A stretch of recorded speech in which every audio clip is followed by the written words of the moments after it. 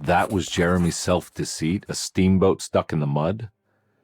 I'm not going to pretend I understand any of that. What a bunch of psychoanalytic nonsense.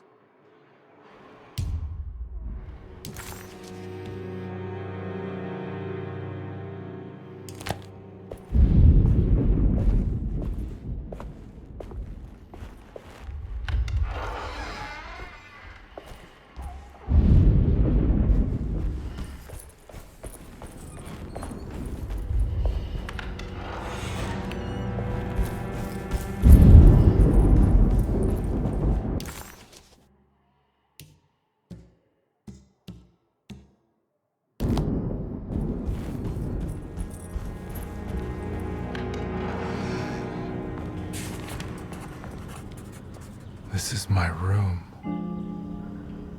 The empty room always felt familiar.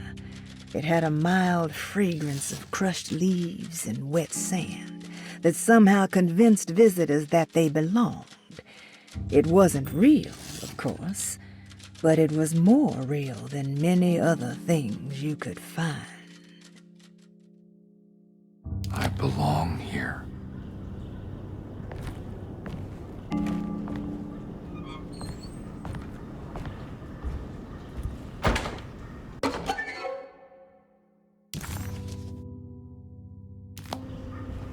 I recognize this view.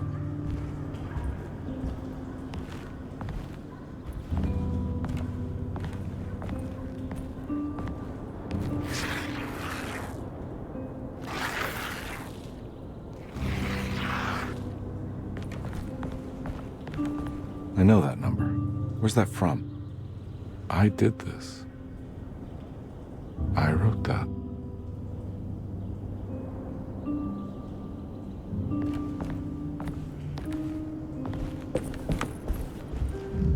I know the combination. I carry it with me.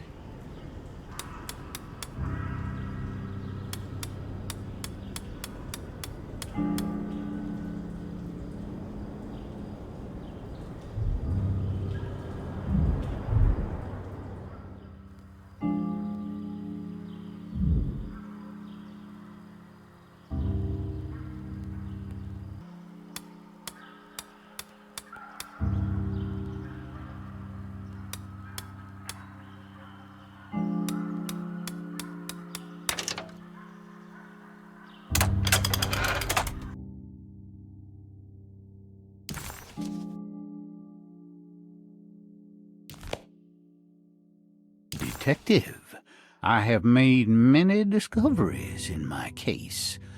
The child we want is safe, thanks to good people like me and you. We're so similar, but you don't see all the things I do. To find your man, Jeremy, you also need to look for the girl. It has always been that way. The young deliver us all. You should have a look in my room. There's a piece of the puzzle you will need. Take care now. My coffee. How long have I been here?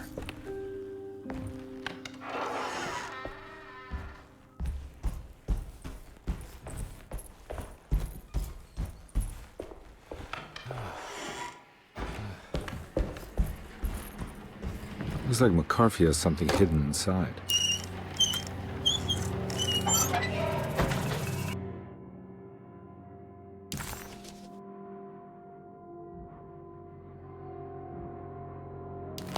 Why would McCarthy lock this up? Was he trying to keep Grace from completing the shape? If so, couldn't she have just made another drawing?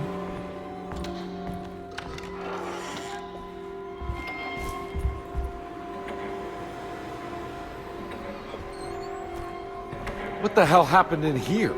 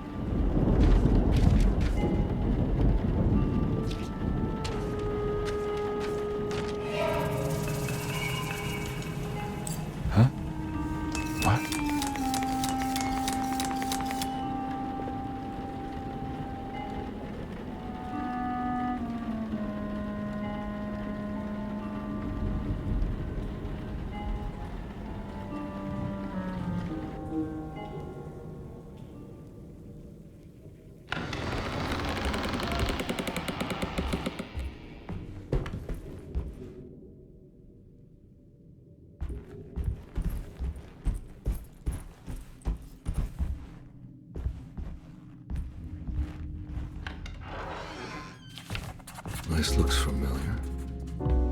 How am I back at the office? Jeremy's never been here. I think I need to figure out where I'm going first.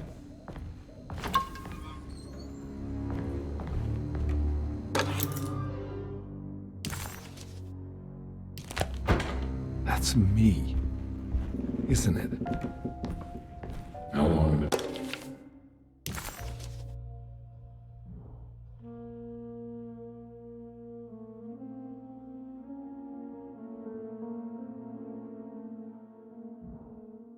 Since I drowned myself in drink and depression.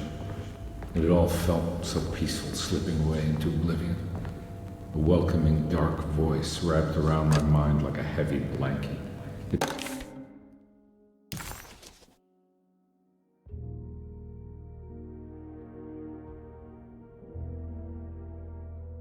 turned off suddenly as I woke up from the sound of my office door closing shut.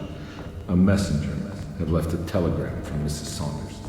She had a lead on where to find her husband and her kidnapped daughter.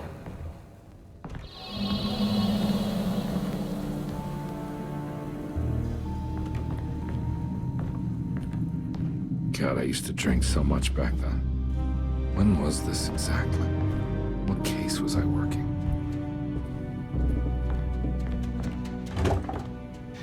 I think I need to figure out where I'm going first. He was back in the French Quarter, his office to be exact, a place Jeremy had certainly never seen. It could only mean that the dark man had reached inside Edward's mind and conjured this place for him to suffer.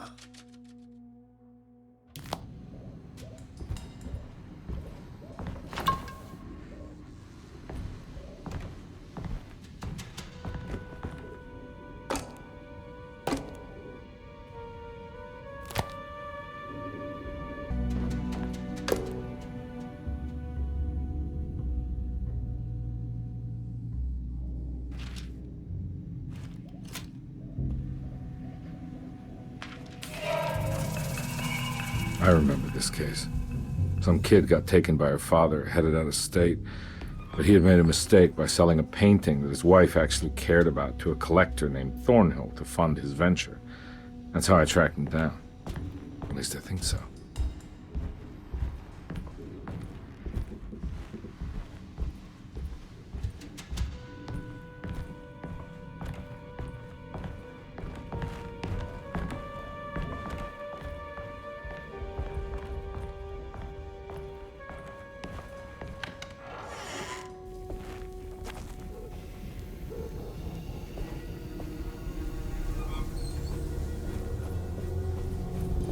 I can't go that way.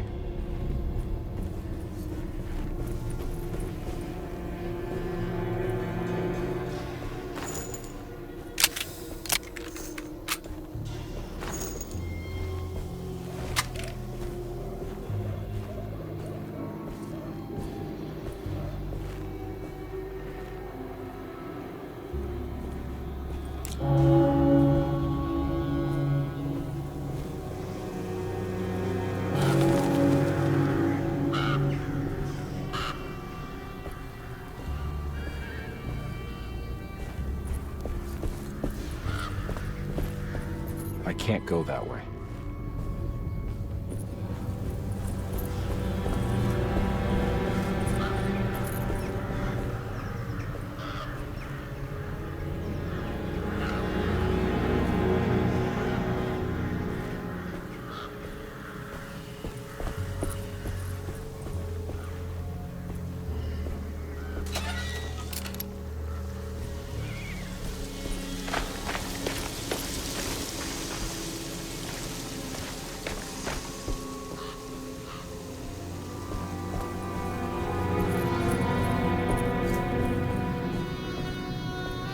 Thornhill wasn't a bad man, but he had principles keeping him from handing out information about his deals. So he needed some convincing.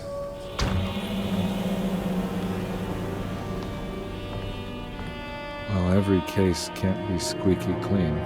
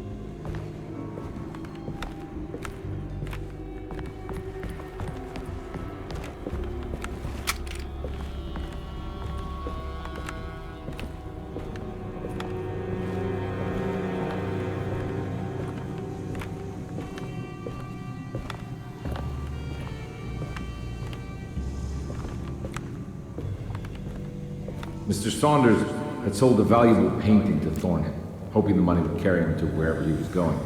The painting, now leaning on an easel in Thornhill's bedroom, had a certain mesmerizing gloom that seemed to call out to me, telling me I was needed for something important. I felt myself falling into the painting, only being brought back by Thornhill, thrusting an address to a Hotel St. George into my hand and asking me to get the hell out.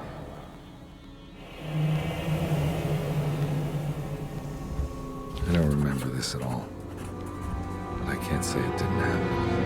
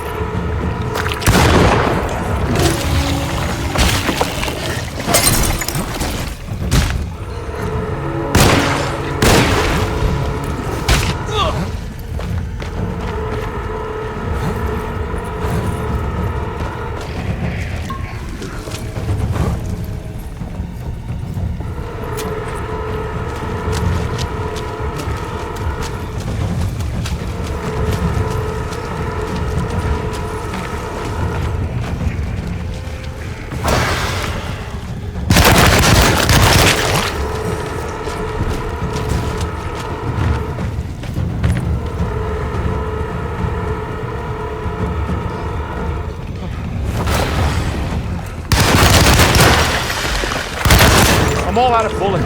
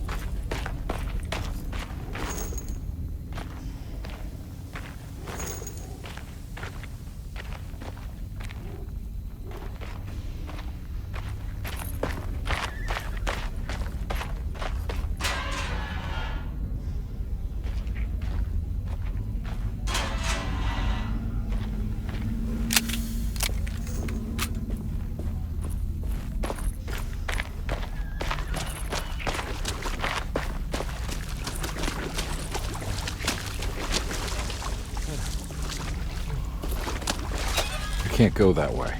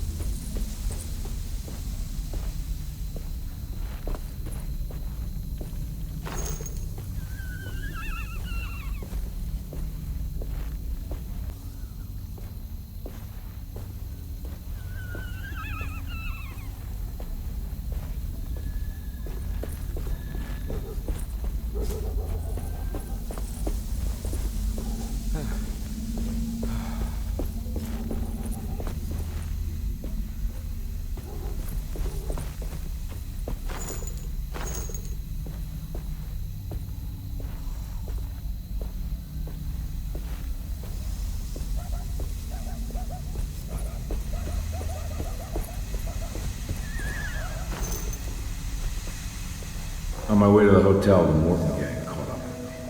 I owed them money, a lot of it. I can't remember what for, probably some dumb gambling debt growing in size for each payment missed. I punched one of them out, and I sent the others packing. It was a stupid move. They'd be back.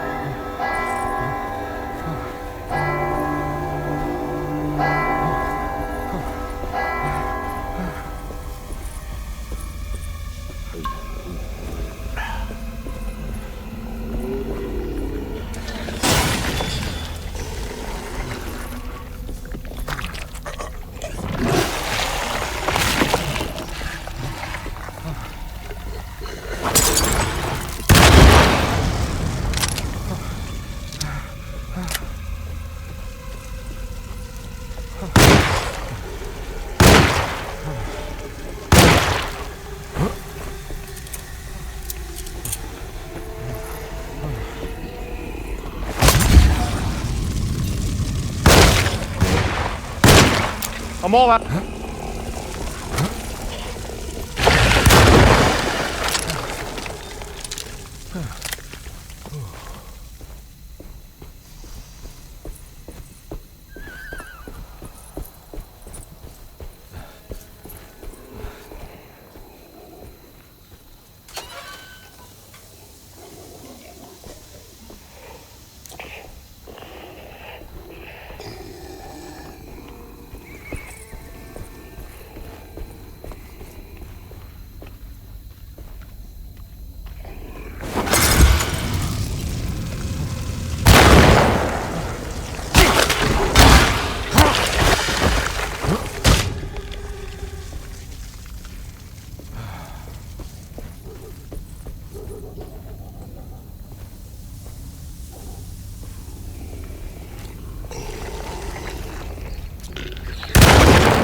I'm all.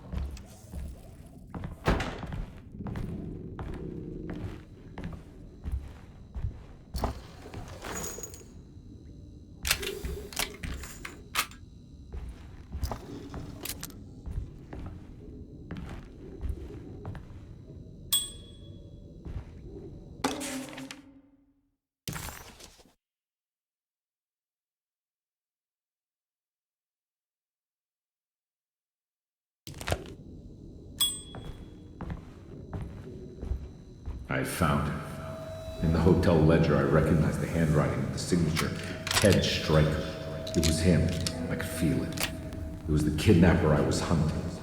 I put on my knuckles and hurried up to his room.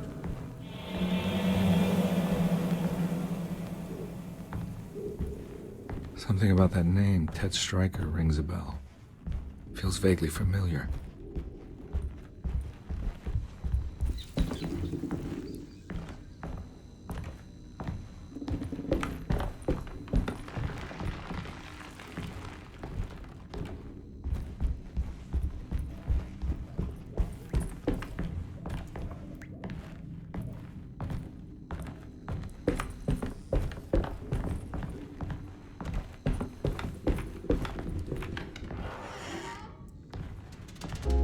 I recognize this room, but I didn't catch up with them here. I must have... them. But where?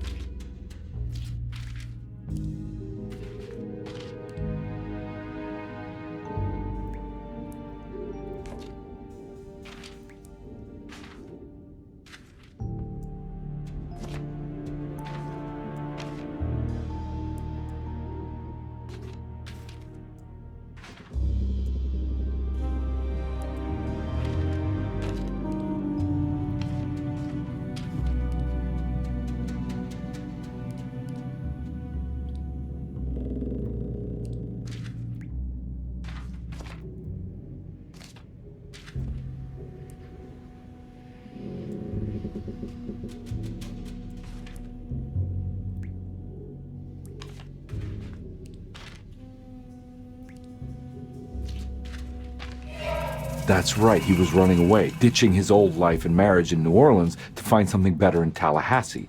And he took his daughter with him against the will of the mother. That's why she hired me. But I stopped him. I caught up with him at the Pearl River Bridge.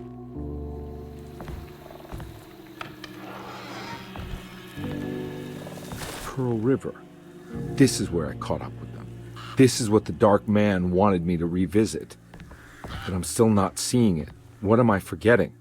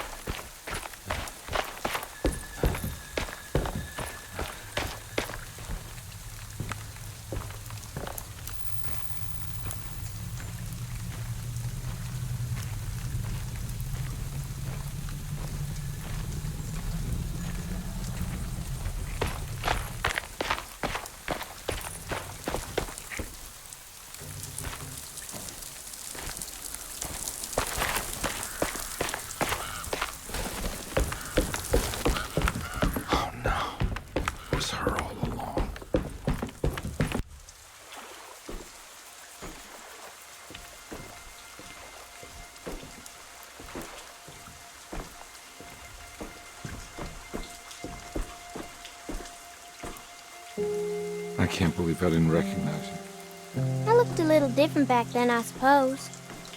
Was any of this real? How do you mean? This day, just... so much is happening. I can't... I think I've lost my head. Do you need me to apologize? I mean... I am sorry. I don't think I need to begin to explain. You're just a kid, Grace. I'm really sorry. I didn't mean for it to happen. Lies. More lies. No, really. I thought I was being a good guy by handing you over to your mother. I didn't know. I couldn't have known that she wouldn't care about you. I don't know how this works. What is this for? Some form of admission of guilt. Maybe acceptance. It's what the Dark Man wants. I guess we just watched my father die again then. You think he's alive? I know he is. He's down there, scared that he won't be able to get out. That he will drown with his daughter again. What are you saying? We gotta save him. We? Do it yourself. I'm down there with him, remember?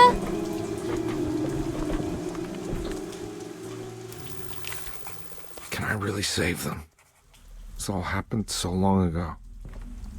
I have to find a way to get down there. I have to see it with my own eyes. There was a boat at the house. There must be a way to save you both, right? Why else would I be here? Maybe the Dark Man just likes it when you suffer.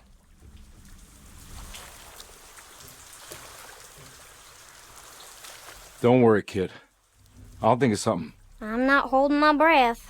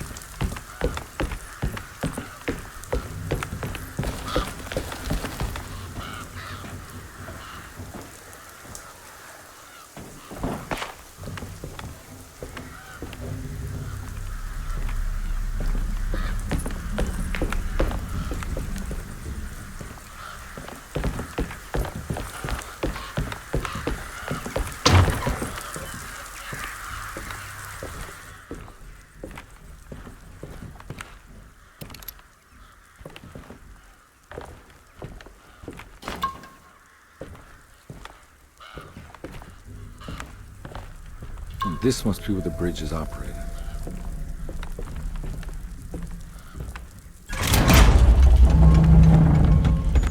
Nothing's happening. It's like something's holding it back.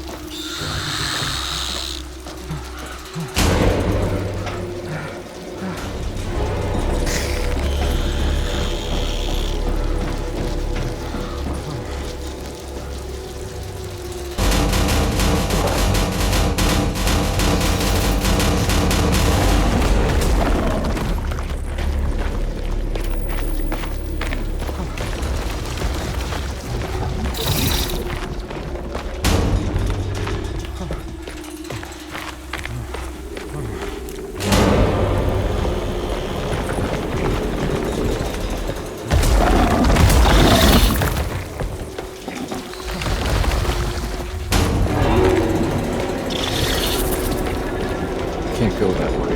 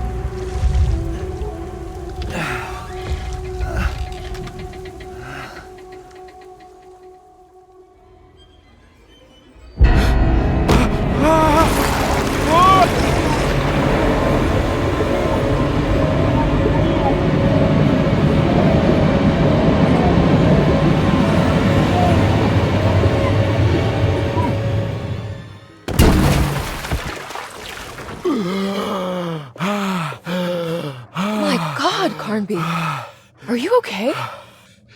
Don't leave me alone. What the hell have you been doing? What's going on here? Look at this mess! I'm sorry, Mrs. Thompson. Don't make me kick you out of this house. Now get out!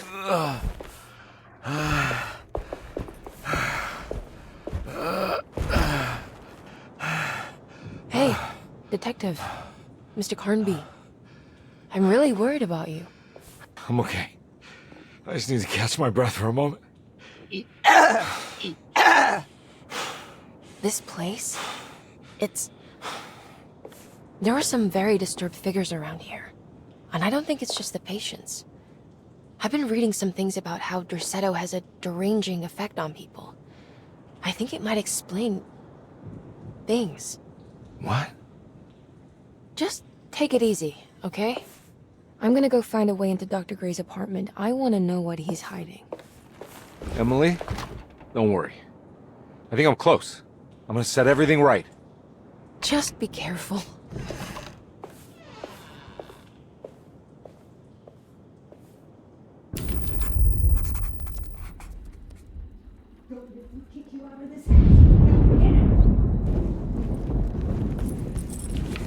I'm not going in there. She's clearly had enough of me.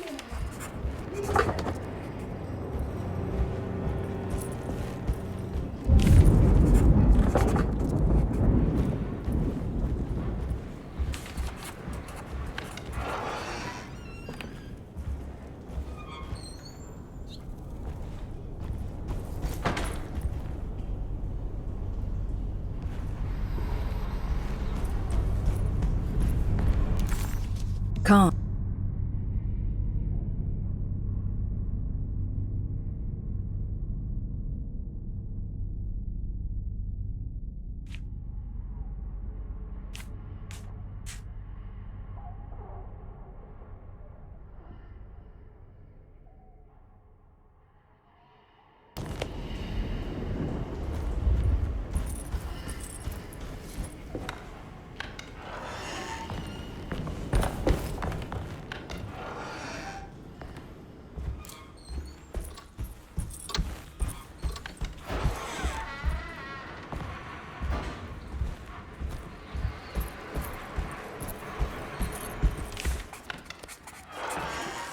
Detective, am I glad to see you? Lock the door, will you?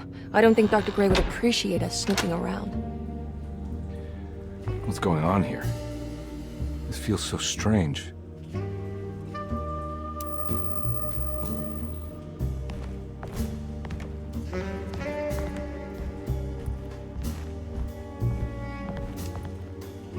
Have you found anything?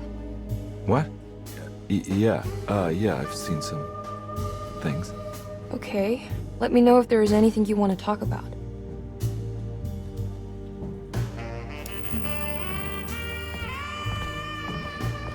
There's a book missing.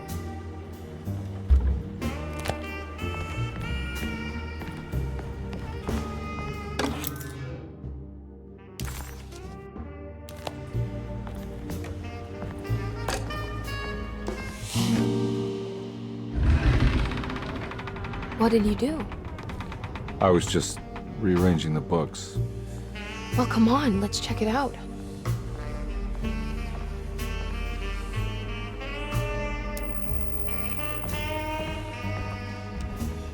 I think I'm beginning to understand. Dr. Gray is dealing with some kind of mass delusion.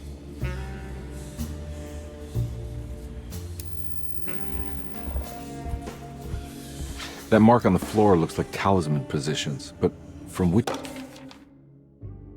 Good to finally meet you, Mr. Hartwood. I'm here on the behalf of your brother Philip. You were expecting me, weren't you? Yes.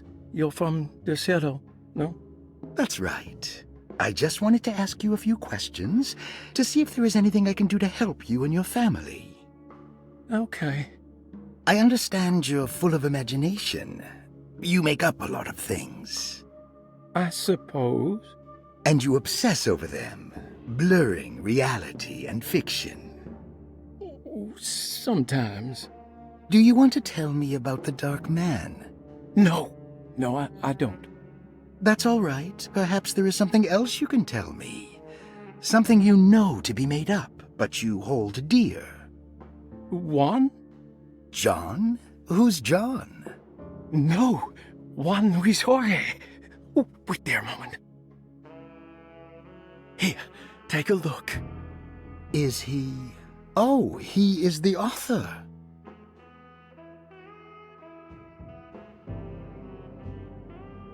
direction should I look at it?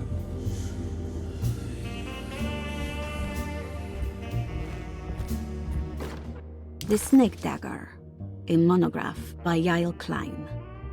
In Ludwig Prin's book on pagan rituals called The Mystery of the Grave, as translated by Nicholas Vachy, there are several references to a sacrificial dagger called the Snake Dagger. It has long been thought of as a poor translation of the original text, that it would be more appropriate with worm dagger from the Latin vermis cultrum. This seems natural, following the recent consensus that the original title of Prin's book, De Vermis Mysteris, should literally translate to The Mystery of the Worm. However, this would take away from Vahi's great effort at translating the underlying meaning of the words and revealing several cultural beliefs. While Prin certainly was using the term worm as a symbol or synecdoche for death and the dead, which is made clear by the contents of the book, in the case of the dagger, we shouldn't be too hasty to dismiss his translation. Reading through Vahi's correspondence with his patron, it appears that he had more than just the Latin text at his disposal. Vahi had dug up Prin's living relatives and uncovered several cross-referenced historical texts and an actual snake dagger. The dagger was dated to the early Middle Kingdom of Egypt and had such a clear shape of a wave that Vahi considered calling it the sinusoidal blade. Knowing the full story, it seems prudent that he chose to translate it as snake and not worm. There are several reasons why this choice of word helps us understand the pagans that Prin's book attempts to describe.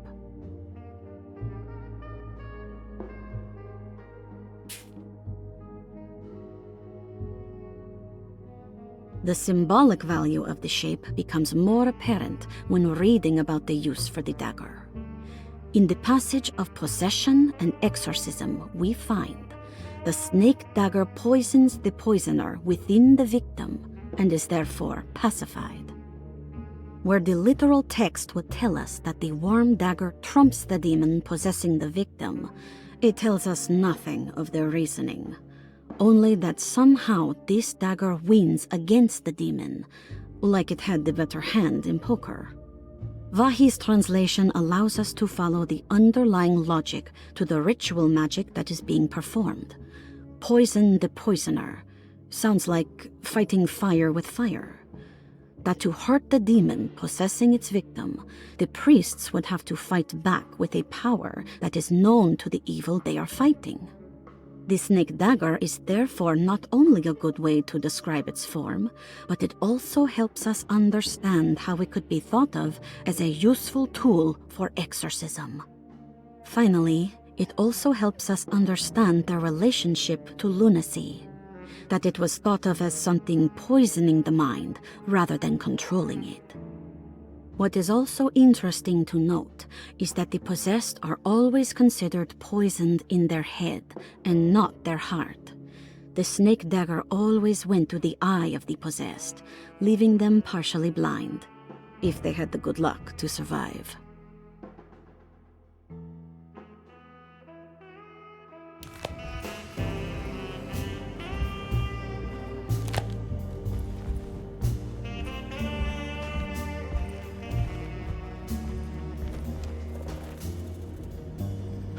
What were you saying about mass delusion? Derceto seems to have a deranging effect on people living close by. It has a history of creating cults devoted to some nature goddess. Even the name Derceto refers to the cult existing here before the Civil War. Derceto was the name of an ancient fertility goddess worshipped in Syria.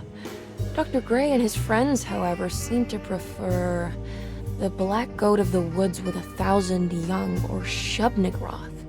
And that name can only have come from my uncle's twisted mind.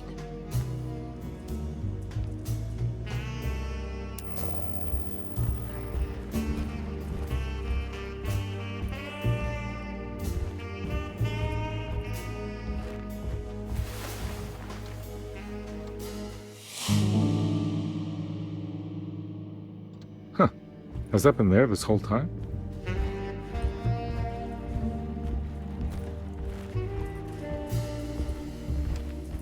You think all of them are in this cult business? Even Jeremy? I'm not sure any of them have a choice at this point. We just need to find a way to stop all of this.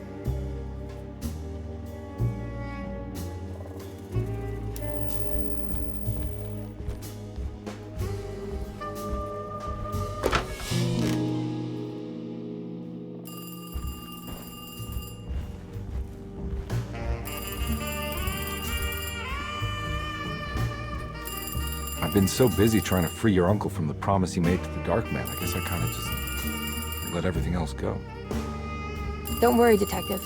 I feel like we're close. I'm sure Jeremy will turn up. If he is part of the cult, he wouldn't want to miss the Feast of St. John. I just need enough information to make him see the truth. I hope you're right, but I doubt he'll show up.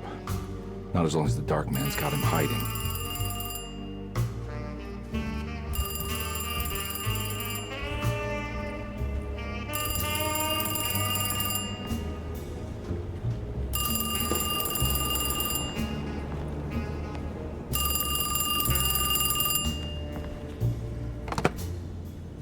Hello?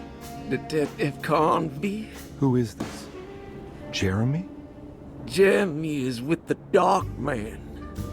You can't save him. Well, I've done everything he wanted so far, and there's just one more thing on the list. I expect him to keep his promise and return Jeremy unharmed. Get out, Detective. While you still can.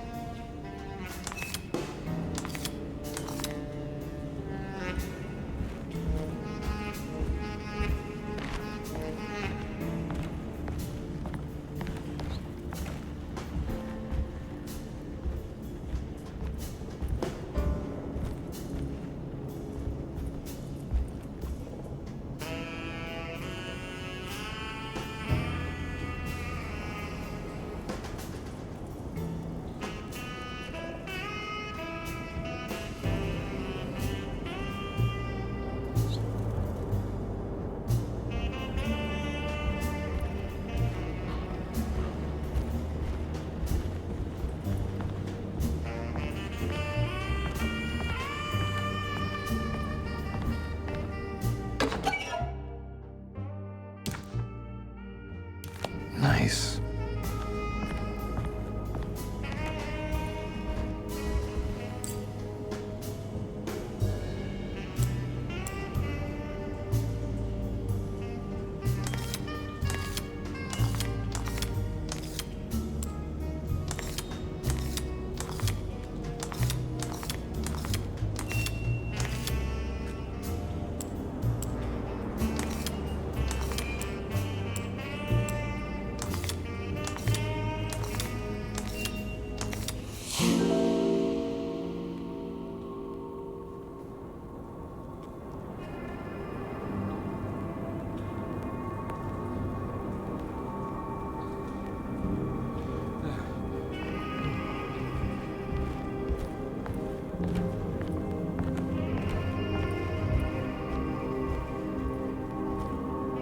You okay?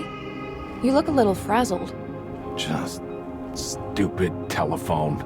I know. I tried calling the police earlier. The telephone is completely dead. It's not... Yeah, no, the telephone isn't working.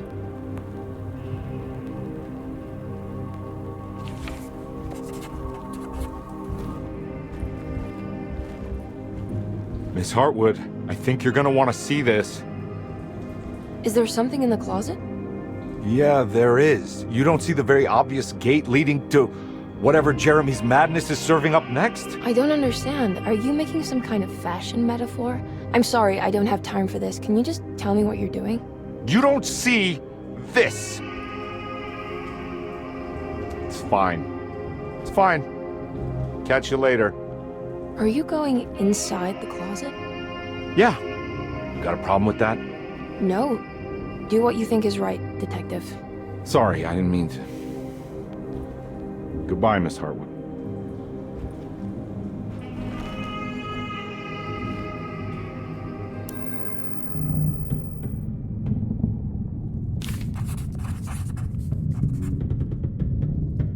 Disheartened by his failure to make Emily understand what he was doing, Detective Conby actually felt better seeing the frozen hell before him. There was a finality to it. Its clear symbolic opposite to the Dark Man's desert made him realize this was the end.